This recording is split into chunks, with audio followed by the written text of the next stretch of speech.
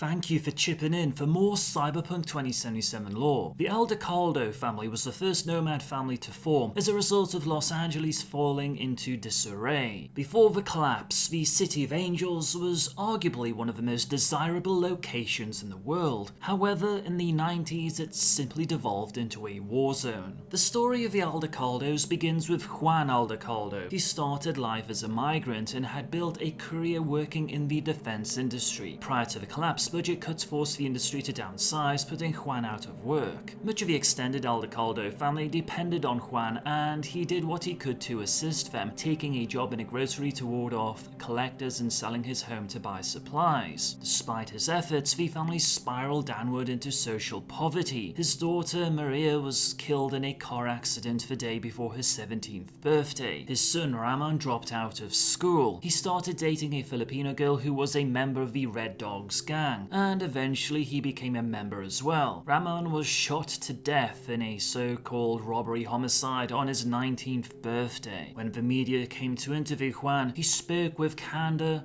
of what had transpired. The interview went viral. At his son's funeral, over 9,000 people attended. His parish priest, Yona Dominguez, aka the Padre, gave an impassioned speech that brought the crowd to tears. They had all lost something to gang violence. After the funeral, Juan became despondent. Cancer had claimed his wife years earlier. The only thing that kept him going was his pride in his children.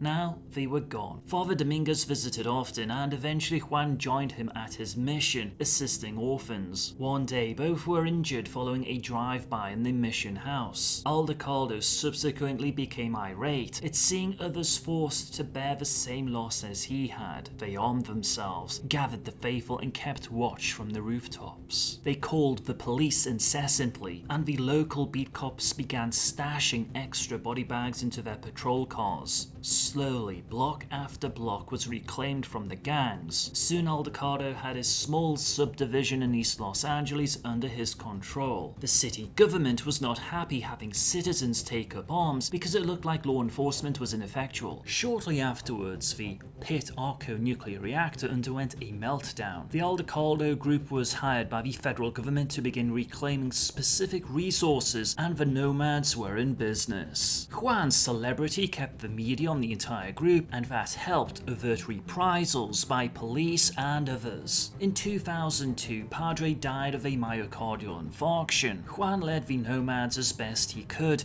and the Aldecaldos continued to prosper under his guidance. He began seeking a successor as he grew older, though none would be found for a long time. Elders argued for an election, but Juan wanted no part of politics. He knew any type of internal competition would eventually ruin the family. Just before the Mexico City redevelopment contract was signed, he suffered a heart failure, and though it set him back personally, he pushed the family forward. These years in Mexico City were favorable for the Nomads. Aldecaldo's health improved, and the Nomads had time to consolidate their position. Though grisly in the beginning, Mexico City proved to be financially lucrative as well. When the Aldecaldo clan returned to the US in 2015, they brought the body of Juan Aldecaldo to be buried near his wife and children in LA. New Nomads joined them, fresh from the long walk and bitter about the way they had been treated. They also brought back Johnny Silverhand, who had spent the best part of 2 years hiding after the Arasaka Tower riot on April 13th.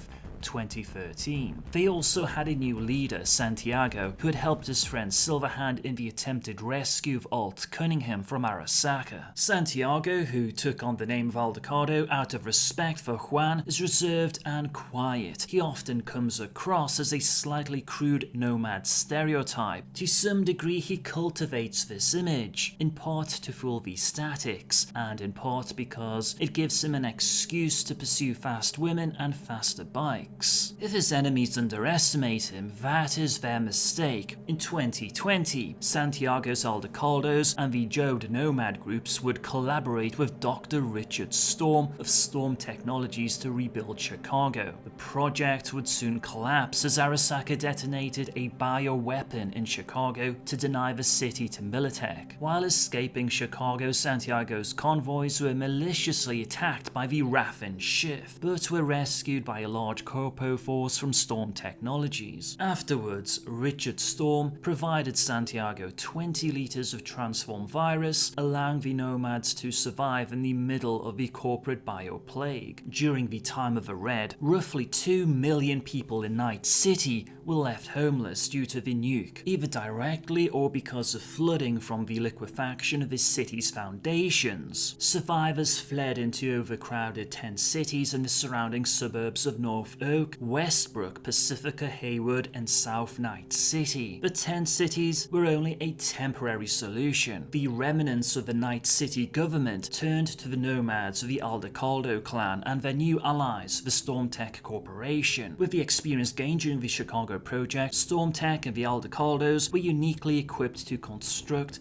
extensive temporary housing from shipping containers and later thermocrete modules brought in by rail and sea. The story of the Nomads during the time of the Red would be told by Santiago's son, Trace Santiago. Trace gained recognition as one of the leading medias in 2045. It's not entirely clear, but one passage in the Cyberpunk Red Jumpstart kit implies that it was Trace's journalistic work that was responsible for exposing the truth of what happened to the Arasaka Towers. Subsequently, this would result in Night City realigning itself with Arasaka and shunning Militech, although Militech would eventually return to do business in 2077. This revelation potentially makes Trace one of the most influential characters as far as the narrative is concerned, as it was a game changer in terms of the balance of corporate influence in Night City. Given his age, do not be surprised if V bumps into Trace Santiago in 2077. Hey Samurai, are you interested in more Cyberpunk 2077 content?